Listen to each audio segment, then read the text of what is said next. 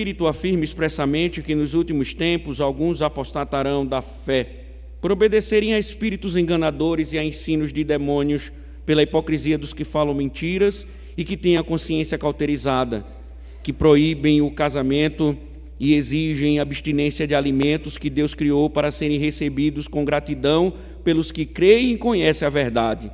Pois tudo o que Deus criou é bom, e se recebido com gratidão, nada é recusável, porque é santificado pela palavra de Deus e pela oração. Ó Senhor, nós já ouvimos a Tua voz, mas, ó Deus, este momento em que o Senhor irá proclamar a Tua verdade ao Teu povo, continue, ó Deus, a nos falar. Principalmente, Senhor, com verdades tão significativas que nós muitas vezes não nos submetemos, Senhor.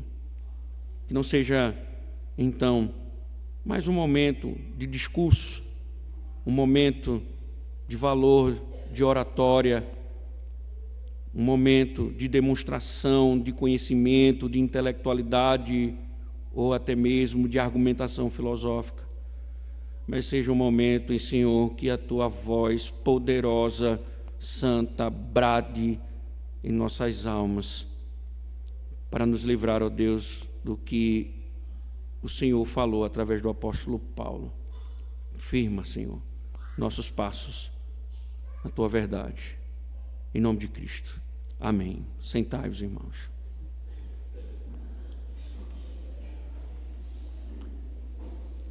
A mente pós-moderna, como nós observamos, ela declara enfaticamente que não existe verdade absoluta.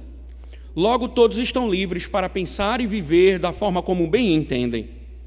Nós observamos, quando nós introduzimos esse sermão, que a igreja evangélica ela absorveu a ideia, ela abandonou automaticamente a verdade e passou a considerar toda a expressão de religiosidade como sendo caminhos que levam a Deus. Então, toda igreja, todo culto, tudo leva a Deus. Agora, é interessante nós observarmos que, dentro dessa estrutura pós-moderna que muitas vezes influencia a mente da igreja, há diversas formas de se rejeitar a verdade. E uma das formas de manifestação desse abandono da verdade é a forma como a verdade ela foi fragmentada, é a forma como a verdade de Deus, a revelação de Deus, ela tem sido fragmentada em sua estrutura. Por exemplo, de uns tempos para cá, alguns começaram a dividir a verdade em doutrinas essenciais e secundárias. Por essenciais, referem-se às doutrinas que são intocáveis, como a divindade de Cristo, a Trindade, por exemplo, a soberania de Deus, ou seja, são verdades que ninguém pode questionar, são fundamentos e nós não podemos tocá-los. Já as secundárias são aquelas indignas de debates, são aquelas que promovem mais divisão, que não são tão importantes assim, como, por exemplo, suco de uva ou vinho. Por que discutirmos isso? Imersão ou aspersão? Por que discussão sobre a forma de batismo? Governo de igreja é episcopal, é presbiteriano, é congregacional? Por que deveríamos perder tempo com esses temas? E tantos outros temas são vistos como secundários.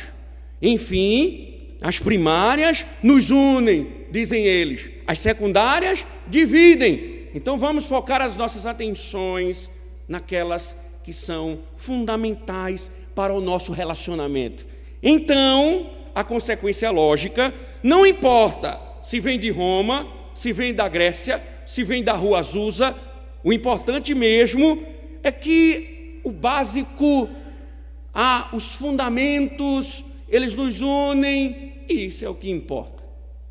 Será? O argumento paulino no capítulo 4, ele alerta Timóteo para o fato de falsos mestres estarem atuando na igreja. Eles começaram, Paulo tem mostrado, a espalhar uma visão errada e algumas pessoas ingênuas estavam ouvindo os ensinamentos dos heréticos, estavam sendo conquistadas por eles e Consequentemente, Paulo diz que eles estavam abandonando a fé apostólica, eles estavam apostatando da fé. E o que eles imaginavam, Paulo diz, quem está por trás de tudo isso é o ensino do diabo, é o diabo se utilizando de homens falsos, hipócritas, de mente cauterizada, e o diabo está espalhando o seu ensino. E Paulo deixou claro, como nós vimos, o ensino do diabo é um ensino que é contra a verdade, que se opõe à verdade, que contradiz a verdade. E como nós observamos, irmãos, nós não podemos desconsiderar, diminuir, olhar com subjetividade para o argumento de Paulo, porque Paulo, no início, ele diz: o Espírito expressamente diz. Essa é a revelação de Deus. Deus está instruindo você, Timóteo. Esse assunto é sério, porque, como nós vimos, envolve o destino das pessoas. Porque, como nós vimos, a apostasia da fé era o abandono deliberado de Deus. Era alguém que estava, por meio da heresia, estava contradizendo a verdade e abandonando o próprio Deus da verdade.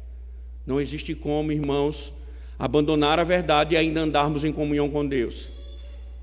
Não existe como rejeitarmos a vontade de Deus e ainda ousarmos pensar que andamos com Deus, que temos comunhão com Deus, porque é a verdade que estabelece, é a ponte que nos conecta na comunhão fraterna com o nosso Criador. Uma vez que a verdade é abandonada, Deus também é abandonado. Por isso Paulo diz: eles estavam apostatando da fé. Agora nos resta perguntar, bom, se Paulo está falando que tinha ensino, se estavam ensinando, se eram os demônios ensinando através de homens hipócritas, qual era o ensino então que eles estavam disseminando no meio da igreja, ao ponto de desviar as pessoas da fé? Qual era o conteúdo desse ensino? O que é que eles estavam ensinando? Será que os falsos mestres estavam negando a soberania de Deus? Será que eles estavam dentro da igreja dizendo: Deus não é soberano, Ele não governa todas as coisas? Será que ele era um teísta aberto? Será que já eram os David Leonardos já do primeiro século, ensinando que Deus não governava todas as coisas, que Deus tinha outras coisas para se preocupar, então Deus não era tão soberano assim? Será que já tínhamos ali alguns TJs ensinando que Jesus Cristo não era Deus e que a Trindade era uma heresia, que o Espírito Santo era uma força ativa? Será que eles estavam ensinando alguma coisa da cristologia? E por isso Paulo se preocupou, não, atacar a soberania de Deus, atacar a divindade de Cristo, são doutrinas fundamentais. Nós não podemos permitir que isso aconteça, porque isso é coisa do capeta. Se fossem as secundárias, não, nós deveríamos nem esquentar a cabeça, mas atacar a divindade de Cristo, atacar a Trindade, não. Interessante que não há nenhuma relação com essas doutrinas essenciais. Eles estavam ensinando na igreja o celibato e o vegetarianismo. Então, essas são doutrinas secundárias e inofensivas. Qual é o problema de sermos celibatários? Qual é o pecado de não comer carne? Qual é o pecado? Paulo deveria se preocupar com outras coisas. Mas a grande questão é quem autorizou fragmentarmos a verdade em primária, em secundária. Quem recebeu autorização para isso? Para dizer: não, isso aqui é fundamental, isso aqui não, aquilo ali não. Para Paulo, irmãos, por mais inofensivo ou secundário que possa parecer, toda mentira, todo erro é um ataque à própria verdade, é um abandono da verdade. Então, irmãos, é importante continuarmos com os ouvidos atentos para compreendermos o que Paulo está a dizer, ou melhor, o que o Senhor está a dizer através de Paulo e nos submetermos à seriedade de sua fala. Porque nós temos muitas verdades aqui que nós precisamos considerar como sendo a vontade de Deus e não podemos negligenciar isso. Paulo vem da sua primeira parte mostrando essa seriedade e ele continua dentro dessa estrutura. E como nós falamos, se nos primeiros versos ficamos curiosos para saber que doutrina era essa que estava sendo ensinada na igreja de Éfeso, o que é que esses hereges estavam ensinando? Nós já vimos que Paulo, ele resolve a nossa curiosidade. O que Paulo está, a princípio, denunciando aqui, evidencia-se que os falsos ensinos em Éfeso, eles consistiam num falso, como nós chamamos de ascetismo. O que é isso? Os ascetas, eles proíbem o casamento e eles exigiam abstinência de alimentos. Veja que no verso 3, ele diz que proíbem o casamento e exigem abstinência de alimentos que Deus criou. Então, por que nós chamamos de ascetismo? Nós precisamos, então, definir o que está por trás, o que significa uma pessoa asceta. Por definição, alguém que se enquadra dentro desta prática, ela é considerada como alguém que tem uma prática de autodisciplina, é alguém que rigorosamente é disciplinado, e a sua disciplina é simplesmente uma rejeição dos prazeres. É alguém que não é disposto a viver em algum tipo de prazer, e o que motiva essa indisposição para viver aos prazeres é o aspecto religioso ou espiritual. Então, a asceta, em outras palavras, é alguém que, por meio de exercícios espirituais práticos, rigorosos, estão buscando desenvolvimento espiritual. A pergunta, então, é lógica: isso é mal? Alguém dedicado, alguém disciplinado, alguém diligente, alguém preocupado com sua alma, como isso pode ser mal? Alguém que busca um crescimento espiritual, desenvolvimento espiritual, crescimento espiritual, abstendo-se de coisas que poderiam afetar sua espiritualidade. Por que Paulo está preocupado com essa controvérsia? Por quê? Alguém que está querendo se dedicar à espiritualidade, e em dias como os nossos, em que as pessoas abandonaram a disciplina espiritual, vivem para o sucesso temporal, buscando dinheiro, a carnalidade, viver a fama, encontrar pessoas desse tipo é uma raridade. Alguém dedicado, que se abstém dos prazeres para crescer espiritualmente, dedicar-se ao Espírito. Paulo, vai arrumar o que fazer? Vai arrumar o que fazer, Paulo. Deixa o cara crescer espiritualmente. Deixa o cara prosperar na alma. E outra coisa, na teologia bíblica, se observarmos bem, os temas de casamento e de vegetarianismo, não há nada intrinsecamente errado, porque há ênfase em ser solteiro, há também um encorajamento para que os cristãos eles valorizem o celibato. Paulo, por exemplo, era celibatário. Paulo, por exemplo, em Atos capítulo 14, ele encorajou outros cristãos a praticarem o jejum como forma de crescimento espiritual. Então, o próprio Paulo viveu essa experiência. Como é que ele está preocupado? Como é que ele poderia se voltar contra alguém que, por exemplo, pudesse estar a copiá-lo, pudesse ter sido influenciado por ele? ele, portanto, deveria se preocupar com outras coisas. Não há por que ele tratar desse assunto com seriedade. Mas essa é uma malícia da mentira. Ela parece com a verdade. Ela tem aparência com a verdade. E o que é que está por trás disso? O que é que está por trás dessa louvável dedicação espiritual? Primeiro, nós já vemos, como Martyn Lloyd-Jones enfaticamente diz, todo cristão deveria conhecer história.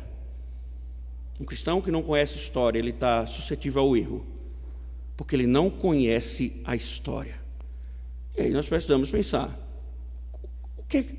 quais são os registros? Quais são os registros? É interessante que estávamos discutindo lá em casa com os reverendos sobre a importância de Flávio Josefo, historiador. E Flávio Josefo, ele chega a falar sobre esses grupos que estavam permeando a igreja do primeiro século. E ele chega a citar, por exemplo, os essênicos, dizendo que esse era um grupo religioso no período do primeiro século que estavam rejeitando os prazeres. Eles diziam, está satisfazendo sua carne, está lhe dando algum tipo de prazer, isso é ruim. Isso é ruim. Então, eles aceitavam a abstinência, a continência como uma virtude. E eles não queriam conversa com casamento. Você vai ver Jesus discutindo com eles durante o Novo Testamento por causa desse tema, inclusive. Posteriormente, historicamente falando, essa mentalidade acabou se influenciando e se misturando com o dualismo da filosofia grega, que permeou a mente dos gnósticos, que consideravam matéria é algo mau, a matéria é má, e por isso desprezavam tudo aquilo que era matéria. O corpo não presta, só destrói a espiritualidade. Então nós temos que acabar com o corpo, porque o que importa mesmo é o ser espiritual. Na história da igreja também registra-se no segundo século um grupo religioso chamado encratistas. Eles são descritos por Irineu, pai da igreja, escreve e denuncia esse grupo religioso na história da igreja como um grupo pregando contra o casamento. Outros pais da igreja, por exemplo, o próprio Tertuliano, ou outro pai da igreja, o Tertuliano, ele chegou a ser contaminado pelo ascetismo da época. Inclusive, ele chegou a defender que a virgindade era algo especial, era algo santo, era algo mais elevado do que o próprio casamento. A história da igreja também continua a mostrar tantos outros grupos, mas tem um grupo interessante, por quê? Porque eles negavam tanto o prazer, que eles chegaram, preste atenção, a mudar a Santa Ceia. Eles tiraram vinho e colocaram água. Eles não podiam beber, porque bebida dava prazer na carne. Então tira o vinho, coloca água. Na estrutura ascética, irmãos, como nós vimos nessa mistura toda de informações históricas, nós devemos entender que se o problema é com a matéria, o casamento e a alimentação, elas estão relacionadas dentro dessa estrutura. Por quê? Porque tanto o casamento como a alimentação, elas envolvem os apetites mais básicos do corpo humano, que é sexo e a fome. São também naturais, embora ainda devemos entender que tanto o sexo como a alimentação possam ser abusados, possam ser distorcidos. Quando você entrega-se idolatricamente a esses apetites, isso gera lascívia, glutonaria, a Bíblia condena. No entanto, desde os primórdios, e a história da igreja mostra isso, alguns mestres, eles foram além das Escrituras.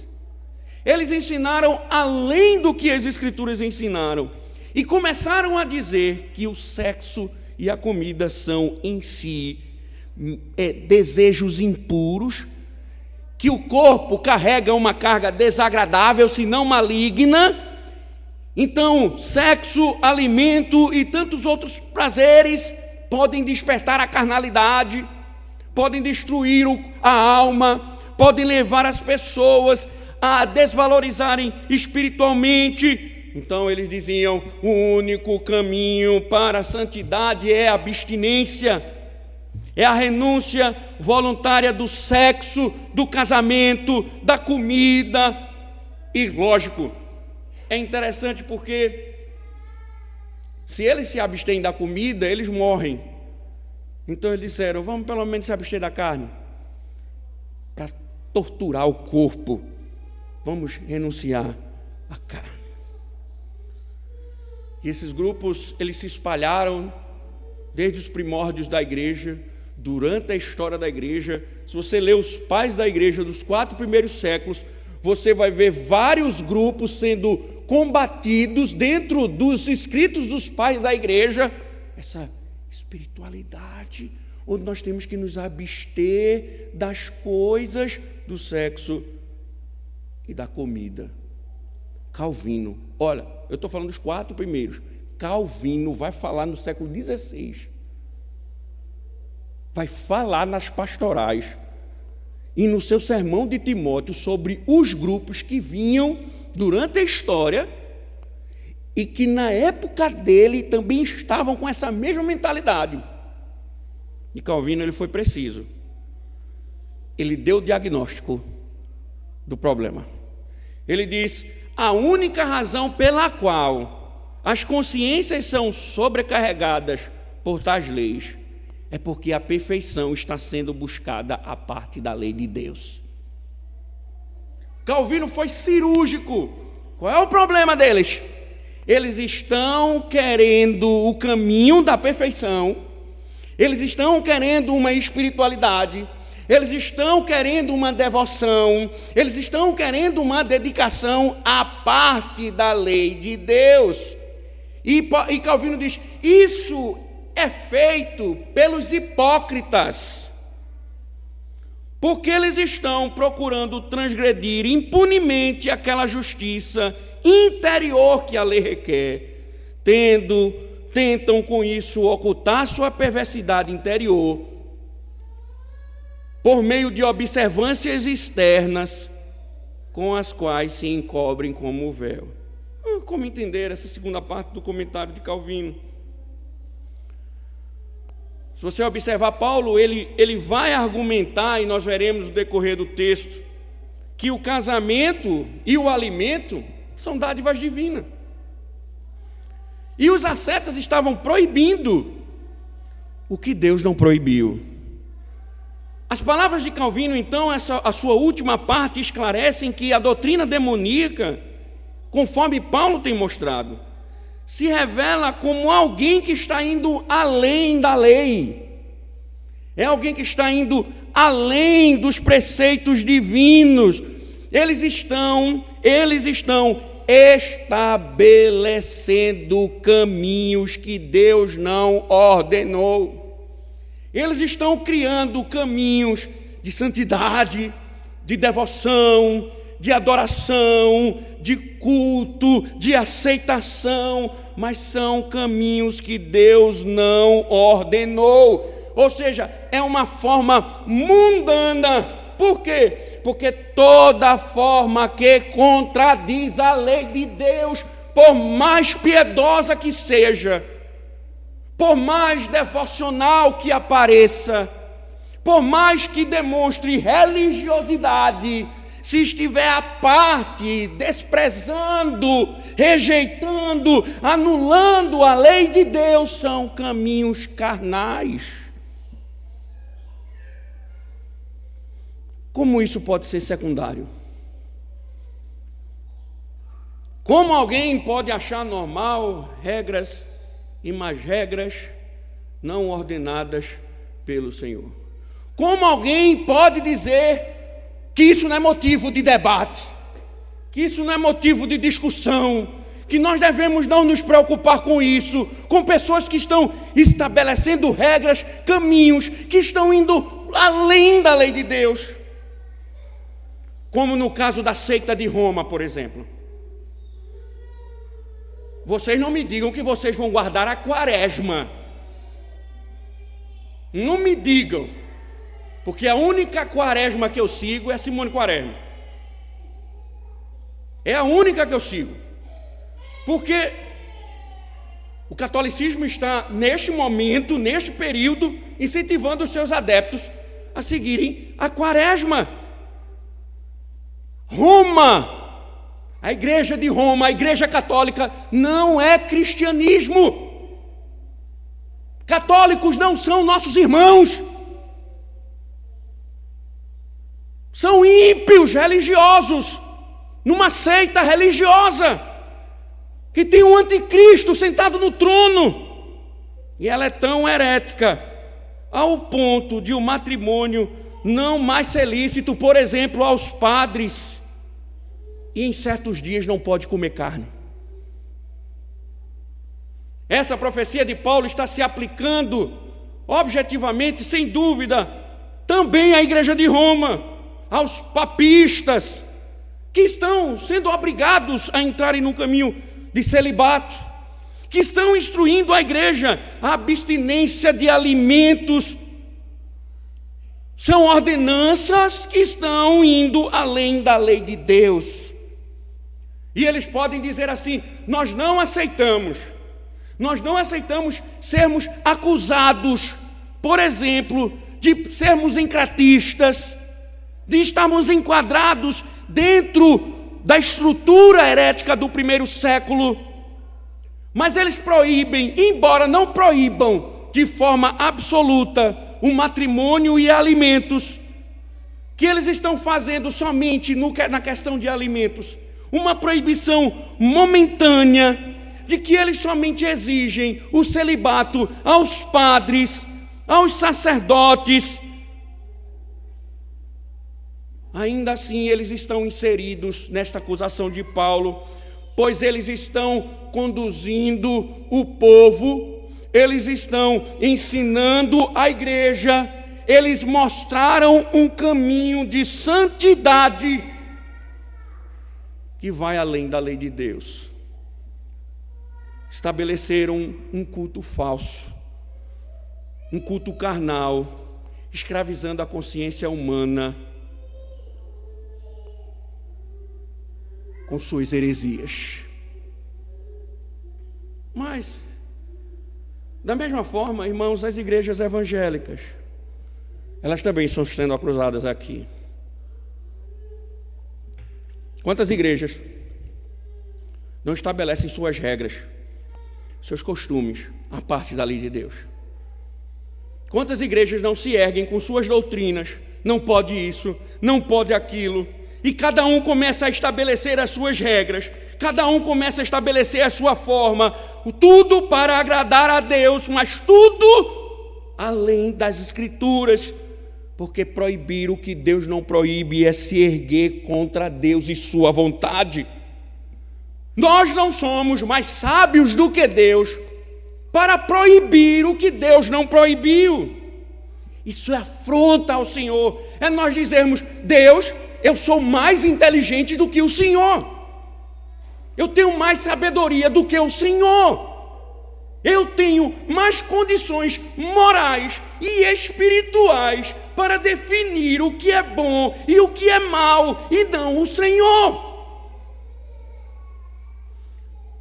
E as igrejas evangélicas estão afrontando ao Senhor. Paulo diz que isso não é um equívoco doutrinário. Isso não é um pastor ignorante que está ensinando. Paulo não diz que é um equívoco de uma irmãzinha de coque. Paulo não diz que é um equívoco de um irmão analfabeto que não sabe interpretar um texto e por isso está ensinando. Paulo diz que é o demônio, que é o diabo se utilizando dessas pessoas para introduzir ensinos contrários à lei de Deus. Mas e nós aqui, como igreja? Como nos afeta? Quando Deus diz uma coisa e você estabelece suas próprias regras. você está estabelecendo um caminho que Deus não ordenou. Quando você cria suas próprias leis e as segue com tanto rigor, quando você estabelece os seus próprios caminhos de espiritualidade, quando você faz as suas mandingas, quando você faz os seus horóscopos, quando você cria os seus ritos que Deus não ordenou, você está estabelecendo caminhos a parte da lei de Deus. É quando você falta ao culto e diz assim: não, eu ouço sermões na internet, eu agrado a Deus, eu abro lá no YouTube e boto umas pregaçõezinhas e eu estou agradando a Deus. Qual o problema? Eu posso estabelecer a minha própria regra e dizer como eu devo ouvir a pregação. Irmãos, eu não combinei nada com Ian, nada.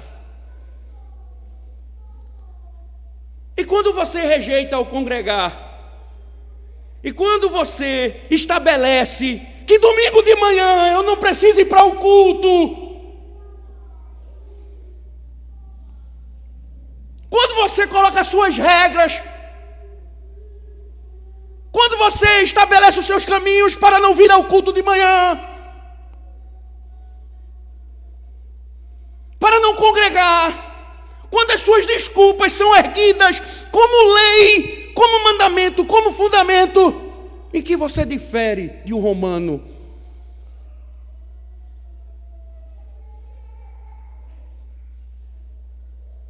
O que você chama de desculpa é o seu caminho, é o seu caminho que você mesmo estabeleceu. É você dizendo a Deus: eu posso estabelecer as minhas próprias regras. Eu tenho opções melhores. Eu tenho caminhos melhores. Eu tenho regras melhores. É interessante, irmãos, porque se você observar, como eu disse, irmãos, Satanás é malicioso. O nosso problema é que a gente não conhece nem o Deus que nós cremos, nem o diabo que a Escritura revela. Porque muitas vezes o diabo da nossa cabeça é o diabo da nossa imaginação, dos nossos filmes. Não é o diabo que Deus revela como ele é. Por isso nós não vemos malícia, nós não somos tão atentos, nós não estamos tão vigilantes, nós não temos uma percepção, uma cosmovisão cristã ao ponto de procurar e ver que tem malícia de Satanás muitas vezes em muitas coisas que nós não observamos. E aqui é interessante, sabe por quê? Porque é uma semelhança muito grande com a verdade. Há uma semelhança muito grande com a verdade. Veja, casamento, celibato, alimentos, jejum. Nem parece que estamos tratando de mentiras. Paulo falou sobre celibato em Corinto. Paulo falou sobre o jejum em Atos 14. Parecem verdades. Tem muita semelhança com a verdade, tem muita semelhança com a piedade. Volto a dizer, qual é o problema em alguém crescer espiritualmente? É muita semelhança com a verdade. Eu não preciso ir ao culto. Basta orar, percebe? Basta eu orar em casa e ler as Escrituras em casa. É uma piedade. Eu não preciso ir ao culto. Eu não tenho necessidade de estar no culto todo domingo, de estar de manhã na igreja, obedecendo ao Senhor, a ordenação do Senhor de cultuar o dia todo.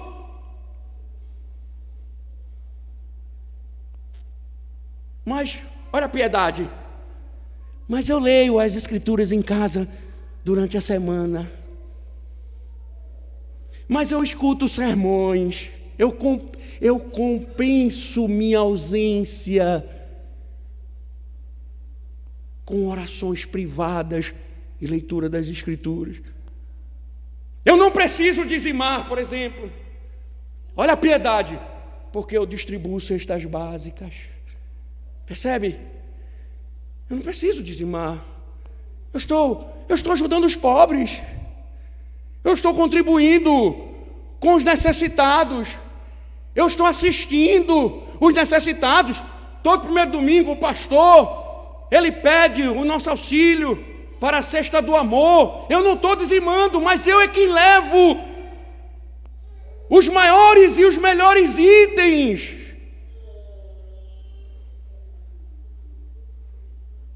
Só que o Deus que ordena a devoção privada é o Deus que ordena a devoção pública. O mesmo Deus que ordena que você tem que privadamente ler as Escrituras, meditar nas Escrituras, orar, diz que você deve se reunir em assembleia, não deixar de congregar. E você estabelece seu próprio caminho. E você estabelece sua própria regra. E você diz o que é certo e o que é errado, contradizendo a lei de Deus. Arrependa-se! Arrependa-se! Porque Deus vai lhe matar! Arrependa-se! Ou vá para o mundo!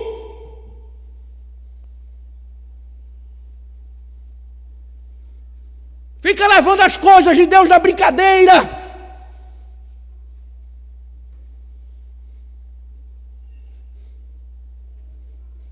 Arrependa-se. Arrependa-se.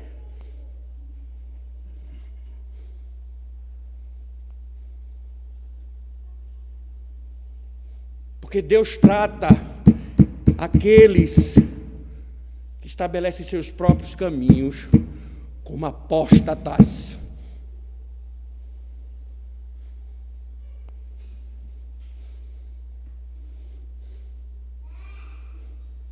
Mas talvez esteja acontecendo com você o que Paulo já denunciou. Sua mente está tão cauterizada que por isso você está estabelecendo seus próprios caminhos. Por isso que você não submete mais à lei de Deus. Então você sempre tem o seu jeito, uma forma de burlar a lei de Deus. Por isso que Calvino diz, na verdade, essa forma de burlar a lei de Deus é um véu que se coloca para esconder a hipocrisia, o hipócrita que você é. Você não vem ao culto de manhã porque você é um hipócrita e você estabelece uma regra para você não vir para o culto. Você está na mira de Deus. E Deus vai pegar você. Se prepare. Se prepare. Porque Deus vai pegar você. Porque se Ele não pegar, Ele é mentiroso. Então cuidado. Porque qualquer momento você vai ter um encontro com Deus. Pode ter certeza disso.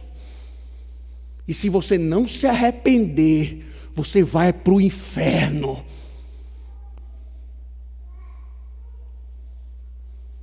Paulo não está levando na brincadeira, porque estavam apostatando da fé. Lembre-se disso, era apostasia.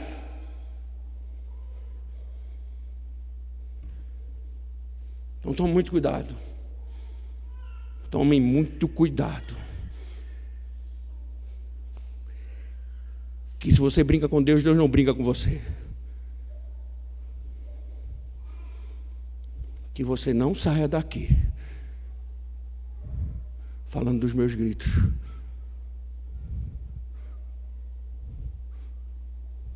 Não negligencie. Não negligencie. Irmãos, eu não sei como é que funciona o coração de vocês, não. Sinceramente, eu não sei como é que funciona o coração dos crentes, não. Porque o que nós temos lido nos últimos domingos de Deus ameaçando o seu povo por causa de rebeldia, não brinque com isso. Paulo, então, preocupado, sabendo da gravidade disso. Paulo, se vocês observarem, esse capítulo 4, ele é tão intenso, que eu estou em dúvida se eu prego, aqui são 3 perícopes, mas dá em torno aqui de 8 sermões. Tem 3 perícopes. Por quê? Porque a partir do verso 6, na verdade, a partir do verso 3 mesmo, quando ele denuncia o erro, ele vai começar a montar uma estrutura para fazer com que as pessoas se voltem para o Evangelho, para fazer com que as pessoas larguem suas regras, larguem os seus caminhos, e eles se voltem para o Evangelho. Por isso que Paulo vai, no mesmo capítulo 4, dizer a Timóteo, leia as Escrituras, estude as Escrituras, pregue as Escrituras, ensine o povo, doutrine o povo, que é o que Paulo vai usar para Timóteo. Timóteo, vai instruir o povo, leia as Escrituras, para ver se o povo cai na real. Porque a heresia estava transtornando a igreja. E não se esqueçam, a apostasia da fé. Então, Paulo denunciou o erro. Paulo vai dizer, como nós vamos detectar então? O que nós devemos fazer para detectar? É nós voltarmos as nossas mentes para as Escrituras. E aí o argumento dele, 3 ao 5, ele vai usar a doutrina da criação para argumentar contra esse ensino dentro da igreja. Que a doutrina da criação, ela contradiz o pensamento ascético. Paulo vai dizer que o casamento e alimentos que os falsos mestres estavam proibindo são dádivas ou presentes que Deus criou para serem recebidos com ações de graças por aqueles que creem. Veja, no verso número 3, a parte B, que proíbem o casamento e exigem abstinência de alimentos que Deus criou para serem recebidos com gratidão pelos que creem e conhecem a verdade. É interessante como alguém pode ordenar a abstenção de certos alimentos que Deus criou para serem recebidos com ações de graça. Como é que alguém pode ousar estabelecer uma lei que contradiz a própria vontade de Deus? Como é que pode ser isso? E aí veja que a ênfase de Paulo, ela cerca esses versos 3, 4 e 5 de uma forma, são repetições, que nós já sabemos o que significa. Paulo está, em fato, chamando a atenção para isso. Porque, veja, essa primeira afirmação, ela está ligando o ato criador de Deus como recebimento em ações de graças pelos homens. Versículo 3. E é dado a esse princípio uma aplicação universal. Porque Paulo está dizendo, tudo que Deus criou é bom e nada deve ser rejeitado se for recebido com ações de graças. Veja o verso número 4. Observe que Deus é a referência para aquilo que é bom e que é mal. Pois tudo que Deus criou é bom. Tudo que Deus criou é bom. E se recebido com gratidão, nada é recusável. E aí veja, se tudo é declarado bom por criação, então eu não posso estabelecer uma outra regra, porque o próprio Deus diz que é bom. E Paulo, ele conclui o seu argumento no verso 5, porque ele diz que essas coisas são santificadas pela palavra e pela oração. Veja, porque é santificado pela palavra de Deus e pela oração. Observe a estrutura do argumento de Paulo. O casamento e os alimentos, dentro do argumento de Paulo, eles são consagrados duas vezes. Por que duas vezes? Porque primeiro a objetividade, porque é o Deus que fez e Ele instituiu, nos dando, o que é que Paulo está dizendo? Ele fez, Ele criou e Ele nos deu, como está declarado nas Escrituras. Ele não só criou, o que Paulo está dizendo é, Ele não só criou, Ele não só disse que era bom, mas Ele declarou nas suas Escrituras que nós deveríamos desfrutar disso, porque Ele disse que era bom. Segundo, elas são consagradas por nós. Paulo disse que elas são, nós damos ações de graças, nós a consagramos, porque nós reconhecemos o quê? A origem divina dessas coisas, e nós recebemos tudo que Deus nos dá como presentes de Deus e nos voltamos com gratidão e não com proibição.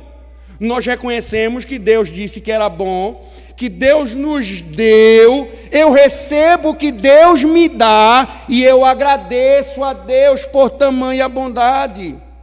Se Deus fez isso, nós devemos receber com gratidão.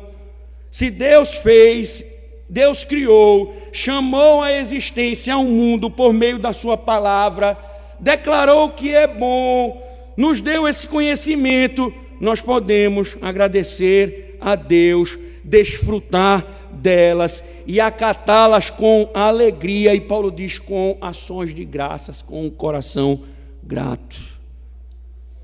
A palavra criativa de Deus e a nossa oração de gratidão juntas santificam tais coisas para o nosso uso. Porque quando Paulo diz pela palavra de Deus, é porque Deus disse haja, Deus fez e Deus disse é bom. Aí, é interessante que Paulo, por exemplo, a estrutura que Paulo coloca aqui remete a uma prática judaica. Qual é a prática judaica? É que antes das refeições eles oravam, porque eles se voltavam a Deus, reconhecendo que Deus era aquele que criou o alimento, ou que é aquele que criou o alimento. Ele é aquele que criou o alimento, e é aquele que põe o alimento na mesa para ser comido.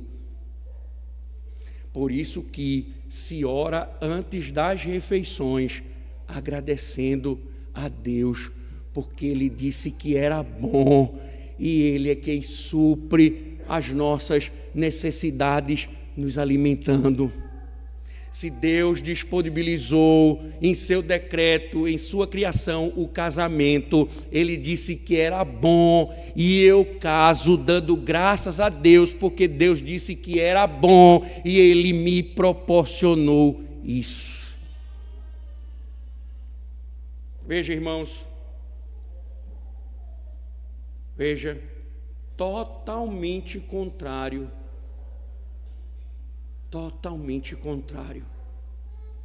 aos ascetas, totalmente contrário a uma religiosidade à parte da lei de Deus.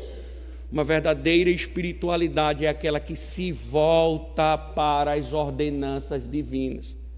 Uma verdadeira espiritualidade é aquela que se submete à vontade de Deus.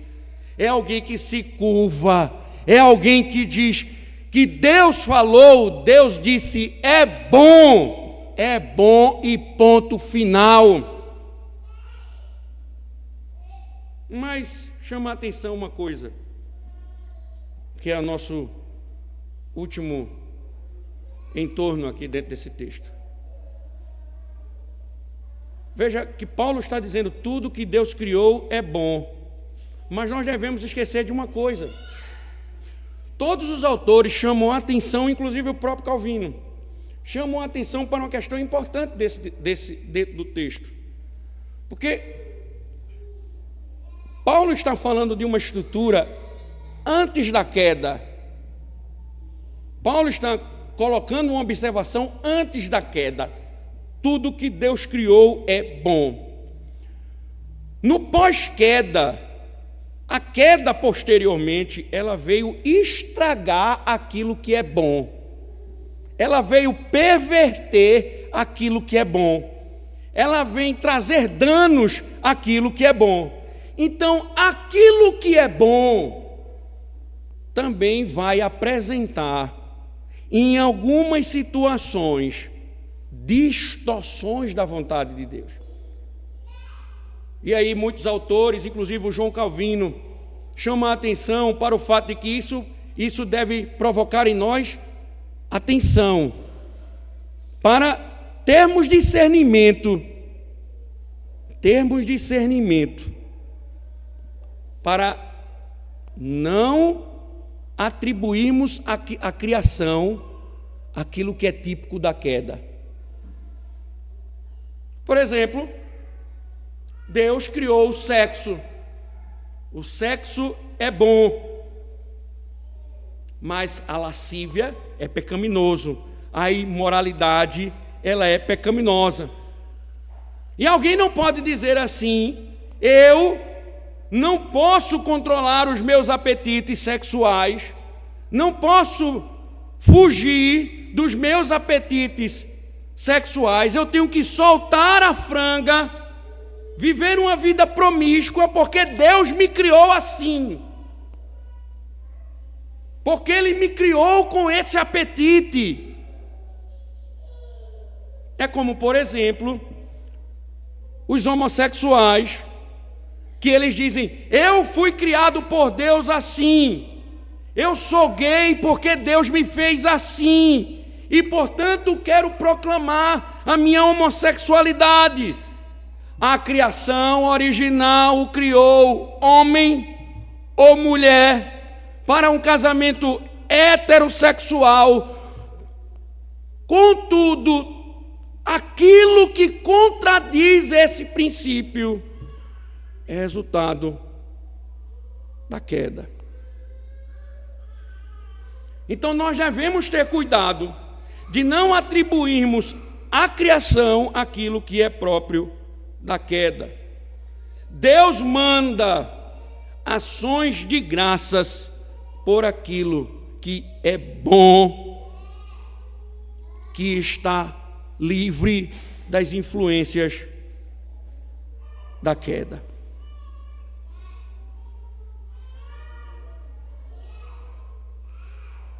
Irmãos,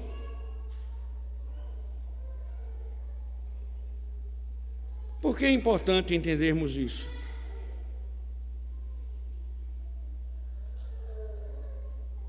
Para que a gente também não diga assim: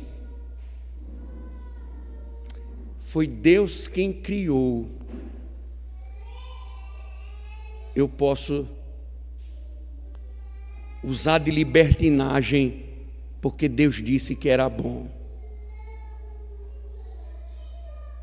É quando alguém diz: Deus criou o sexo, e ele se entrega. Veja, a abstinência é você evitar, e a libertinagem é você se dedicar àquilo. É quando você, com o argumento de que Deus é bom, você começa a se entregar à libertinagem. Veja que interessante os argumentos de Paulo. É quando você começa a usar os aspectos da queda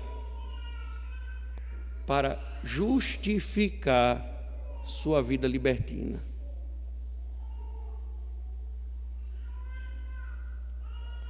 Quando você começa a dizer: o sexo é bom, eu posso me entregar às distorções da sexualidade. É quando você diz: a comida é uma dádiva de Deus, e viola o mandamento de Deus com a glutonaria. É quando você diz a bebida é bênção de Deus e você viola o mandamento com o alcoolismo. É quando você começa a usar esse princípio para quebrar a lei de Deus.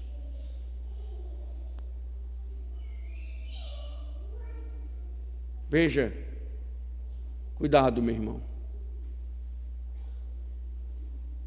porque isso também é estabelecer um caminho que Deus não ordenou. É banalizar, distorcer a vontade de Deus. E aí veja, como Paulo fecha essa questão. Como nós podemos analisar esse todo? Voltemos. Apostasia da fé. Que todo aquele que traça o seu caminho, seja para uma espiritualidade ou para uma libertinagem, qualquer que traça o seu próprio caminho para tropeçar em uma dessas áreas, está apostatando da fé. Porque está indo além da lei de Deus. Paulo alertou Timóteo. O Espírito expressamente diz que alguns apostatarão da fé por darem ouvidos a ensinos de demônios. E quem está por trás do abstêmico e do libertino, do ensino da piedade além da lei de Deus e da libertinagem, é o espírito maligno.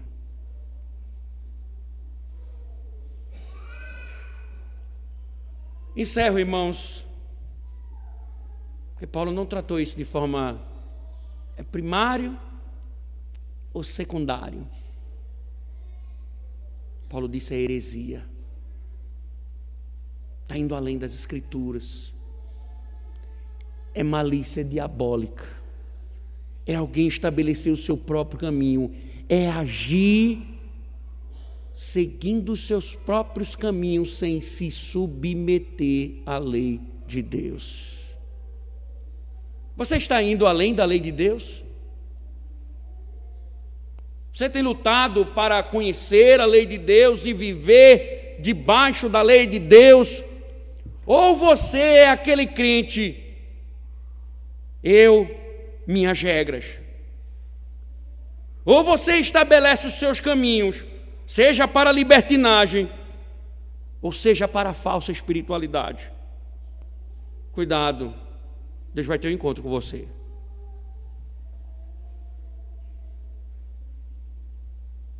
Sabe por quê?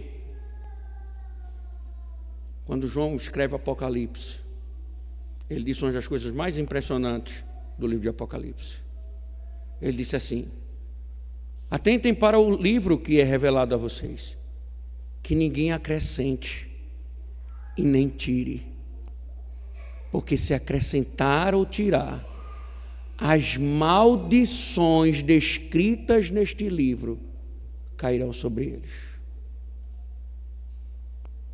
Cuidado. Agora fique com sua religiosidade. Fique com o seu véu.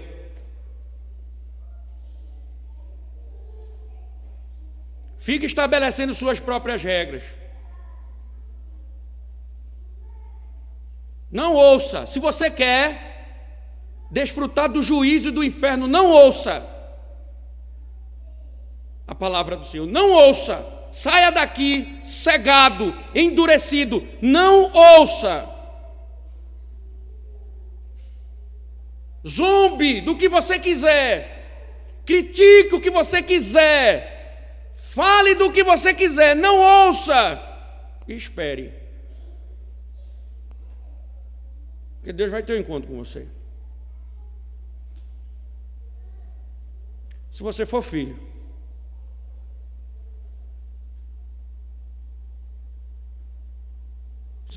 Deus vai pegar você. Deus vai pegar você para levar você ao arrependimento.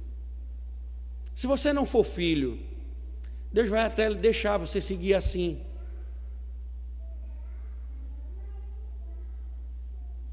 Para que você no inferno se lembre desse dia. Para que você no inferno deseje o arrependimento não seja mais possível. Para que no inferno sua alma clame por socorro e não seja atendida. Para que no inferno você conheça a ira de Deus. Porque você viveu a vida toda estabelecendo as suas próprias regras, seus próprios caminhos. E nunca ouviu a voz de Deus. Agora Deus disse a Israel: se você se arrepender, eu vou tirar todas as minhas ameaças. Não saia daqui sem esse arrependimento. Porque a qualquer momento o Senhor pode lhe chamar para prestar contas da sua alma. E aí você não tem como fugir mais. Não tem como. Acabou. Se Ele lhe chamar, acabou. Toda a sua esperança acabou. Não deixe passar esse dia sem você se arrepender. Ó Senhor, que as tuas misericórdias nos cerquem, que o teu Espírito nos conduza.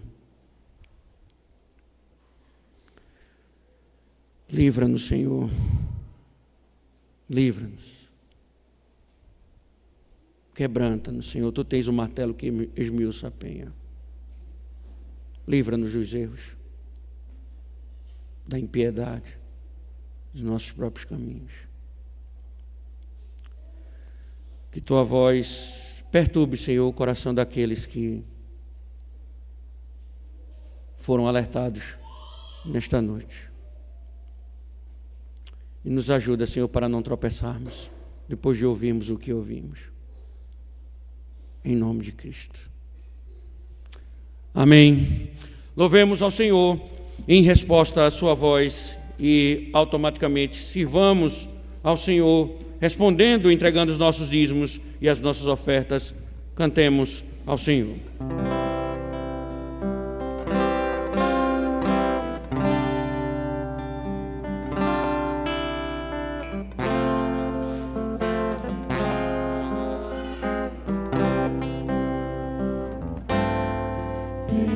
O trono, vamos ficar de pé. Do céu, eu tenho um forte defensor, um sacerdote quem amou a pena eterna pelos seus. Meu nome marca suas mãos, escrito está em seu coração. E quanto é certo o seu favor, eu estarei com meu Senhor, eu estarei com meu Senhor.